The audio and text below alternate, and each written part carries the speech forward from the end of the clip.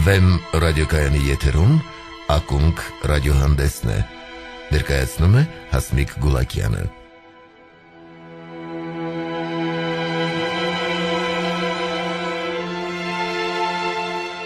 Սովետական դպրոցն աշխարհում լավագույններից էր, մասնագետներն են ասում։ Միության փլուզումից հետո Հայաստանի Հանրապետությունում պետք էր միայն սովետահայ դպրոցն ազգայնացնել, այսինքն հասարակագիտական առարկաների դասագրքերը մաքրազերծել կոմունիստական գաղափարական կնիքից, իսկ բնագիտական առարկաների դասագրքերը հնարավորինս հայացնել, արժանապատվորեն ներառելով նաև հայ խոշոր գիտնականներին, աշակերտների մեջ սերմանել ու զարգացնել ազգային հպարտության զգացումներ։ Պետք էր նաև վերակառուցել մանկավարժական կադրեր պատրաստող բուհական համակարգը, բարձրացնել կրթամակարդակը, հարստացնել դասավանդման մեթոդները։ Հայտնի էր, թե մեծ մասամբ ովքեր էին մի կերպ ընդունվում եւ նույն կերպ էլ ավարտում մանկավարժական բուհերը։ Այս մասին բազմիցս ասել ենք մեր եթերից։ Սակայն հայկական դպրոցը անկախության տարիներից ի վեր վերակառուցվում է խոտելի ճանապարհով։ Ես հայտնագործություն չեմ անում։ Այդ մասին գիտեն բոլոր նրանք, ովքեր առիթ են ունեցել այս կամ այն չափով առնչվելու մեր կրթական համակարգին, մանկապարտեզից մինչև բուհ, դասագրքերից մինչև ուսուցիչ եւ դասավանդման մեթոդիկա։ Այս մասին հատկապես լավ գիտեն կրթության ոլորտի պատասխանատուները, վերից վար կամ հակառակը։ Արդյունքն այնքան ակնհայտ է։ Այսօր ունենք մի կացություն, ինչպիսին է։ Հայկական դպրոցը իր կրթամակարդակով հայտնվել է ողբերգական վիճակում։ Եվ քանի որ, ինչպես ասում են, սուրբ տեղը դատարկ չի մնում, այս կենսատարածքը փորձում են լրացնել օտարները։ Սա բնական ընթացք է եւ ծավալվելու միտում ունի։ Պարզապես անտրամաբանական է, որ դիրիժորի փայտիկը այդ ճակատում Հանրապետության կրթության եւ գիտության նախարարի ձեռքում է, ասել է թե կառավարության։ Մեր երկրում հանրակրթական ոլորտում ստեղծված բացը լրացնելու նպատակով Կրթության եւ գիտության նախարարը ապրիլի 20-ին ազգային ժողով է ներկայացրել մի նախագիծ լեզվի մասին Հայաստանի Հանրապետության օրենքում փոփոխություններ կատարելու առաջարկությամբ, որը կանաչ ճանապարհ է բացում էթնիկ միատարր հանրապետությունում օտարալեզու դպրոցների առաջ։ Այլալեզու հանրակրթական դպրոցների հնարավոր բացման մասին վերջերս ակունք ռադիոհանդեսի եթերից բավական կոշտ վերաբերմունք արտահայտեցին լեզվաբան Դավիթ Գյուլզադյանը, գրականագետ Սերժ Սրապյոնյանը եւ պատմաբան Գևորգ Յազычյանը, պահանջելով հարգել մեր ժողովրդի ազգային իրավունքները եւ հետ կանչել այդ խայտառակ նախագիծը։ Մայրենի լեզուն ազգի ինքնագիտակցությունն է։ Մայրենի լեզուն ազգային ինքնության անփոխարինելի զենքն է, մնացորդներն անցյալ են։ Մայրենի լեզվի նկատմամբ վերաբերմունք է ազգի կեցության նկատմամբ։ Մայրենի լեզուն ինքնության անձնագիր է, հայրենիք է, զիջելու տարածք չէ։ Մի տեսակարգում են մորը, լեզուն, հայրենիքը։ Այս հարցերի եւ հայկական դպրոցի ապագայի մասին այսօր իրենց կարծիքներն ու գնահատականները կներկայացնեն հայր կոմիտաս վարդապետ Հովնանյանը, կառավարման փորձագետ Հարություն Մեսրոպյանը, ռեժիսոր Տիգրան Խզմալյանը։ Շնորհակալություն բարեկամներ մեր հրավերը բարեհաճորեն ընդունելու համար։ Շատ եմ ցավում, որ այսօր զրուցելու ենք արհեստականորեն ստեղծված մի հիմնախնդրի շուրջ, որի քննարկումը եւ անհեթեթ է եւ շատ վիրավորական։ Էթնիկ գրեթե միատարր մեր հանրապետությունում, որտեղ ազգաբնակչության 98%-ը հայ է, օտարալեզու դպրոցների հիմնադրման հարց է առաջացել վերևից,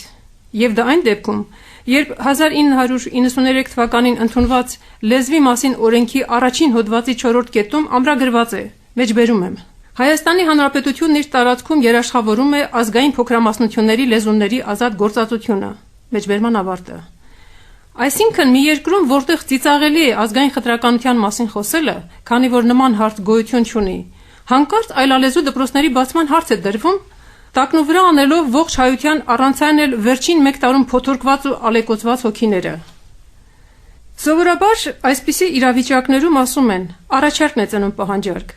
Ինչի մասին է խոսքը այս պարագայում։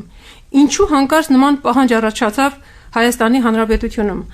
Պարոն Մեսրոպյան, որպես փորձագետ գուցե դուք խոսեք առաջինը, բայց մինչ այս հարցերին անդրադառնալը ուզում եմ հարցնել ձեզ հետևյալը. տեղյակ եք, այս նախագիծը քննարկվել է որևէ տեղ, ասենք Հայաստանի Հանրապետության կառավարությունում, գիտակրթական հաստատություններում։ Միգուցե քննարկվել է, ուղղակի քննարկման տակ ես ուրիշ բան եմ հասկանում։ Քննարկումը նշանակում է մասնագիտական, փորձագիտական վերլուծություն, փաստարկներով, ծանր թեթև անելով։ Ես չեմ բացառում, որ ինչ-որ նստել, խոսացել են, վերացական ինչ-որ եզրակացություններին են եկել, բայց պաշտոնապես փորձագիտական վերլուծություն ինձ հայտնի չէ։ Անկամ եթե ինչ-որտեղ իրանք ինչ-որ փորձաքննություն են արել, ես խիստ կասկածում եմ, որտեվ այն փորձագետները, մասնագետները, որոնք պտտվում են իշխանական բուրգի շուրջը, որպես կանոն ոչ փորձագետ են, ոչ մասնագետ են։ Հետևաբար ստեղ խնդիրը կայանում է նրանում, որ ընդհանրապես փորձաքննական ճանապարհ չի անցել այդ նախագիծը եւ ընդհանրապես չի էլ կարող անցել, որտեվ դա բացահայտ անգրագետ նախագիծ է։ Ինձ բավական հստակ տեղեկատվություն են հաղորդել, որ կառավարությունում այն քննարկել են եւ միակ նախարարը, որ դեմ է արտահայտվել այս տխրահարչակ նախագծին, Սփյուռքի նախարարն էր։ Հետաքրքիր է նաեւ թե ինչ վերաբերմունք ունեն այս նախագծի նկատմամբ մեր հանրապետականները, չեմ կարծում, որ բոլորը կողմ լինեն։ Ինչևէ, ինչու հայկական դպրոցն այսօր մրցունակ չէ եւ ով պետք է պատասխան տա դրա համար։ Երբ մտցնում են բալոնյան համակարգը մեր հանրապետությունում, հիմնավորումը որն էր, որ դառնա մրցունակ։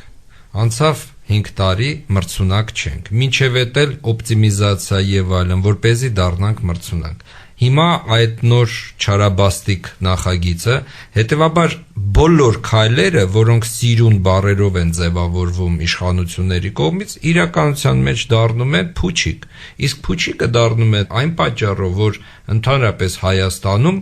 մասնագետները օտարված են կառավարումից, իսկ կառավարում են անգրագետները որպես կանոն։ Բնական է, դեռ պատմության մեջ ոչ մի պետությունում անգրագետ կառավարումը լավ արդյունք չի բերում, նման բան չկա։ Ի տարբերություն ուրիշ գիտությունների, այդ պոստուլատը կառավարման բացառություն չունի։